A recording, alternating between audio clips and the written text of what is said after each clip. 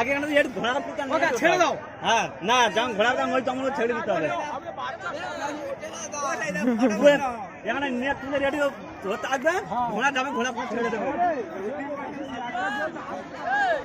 না না আমি বলি দুমড়ে যাবে।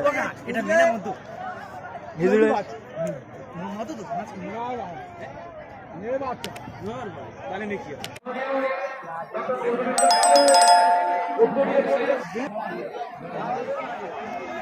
হয়ে গেছে